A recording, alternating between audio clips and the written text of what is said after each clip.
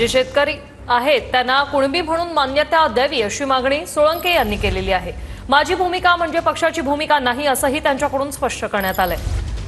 2 दिवस पिण्याच्या पाण्यावाचून आंदोलकांचे हाल झाले असं प्रकाश सोळंके यांनी म्हटलंय, पण आज आंदोलकांची योग्य व्यवस्था करण्यात आली असंही त्यांनी म्हटलंय।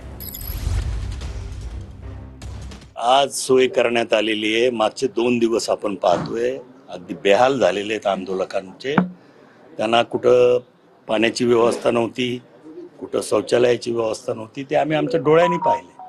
मी परवा जेव्हा 1 दिवस आधी भेट दिली तेव्हा स्वतः चहल साहेबांना फोन करून सांगितलं होतं की प्रामुख्यानं पिण्याच्या पाण्याची आणि शौचालयाची व्यवस्था आणखीन वाढवायला पाहिजे। ती आज वाढवली गेली। त्याच्यामुळं काल आणि परवा 2 दिवस निश्चितपणानं आंदोलकांची कुचंबना झाली, त्यात पाऊस आला आणि आणखीन प्रश्न गहन झाला। त्यांना प्रमाणपत्र मिळाले, त्यांना कशातून मिळाले आरक्षण? ज्यांना कुणबी प्रमाणपत्र मिळाले त्यांना कशातून मिळालं आरक्षण? मग तोच प्रश्न आहे ना। नाही मग आता मिळायला हो मान्यच आहे ना। ही अजित पवारांची देखील भूमिका आहे का? नाही मी काय पक्षाचा प्रवक्ता नाहीये। मुख्यमंत्री म्हणून मी पक्षाचा प्रवक्ता नाही, मी आमदार आहे आणि माझी भूमिका समाजाच्या बाबतीत मध्ये जी काय आहे ती काय माझ्या पक्षाची भूमिका आहे असं मला म्हणता येणार नाही। मी वैयक्तिकरित्या ही भूमिका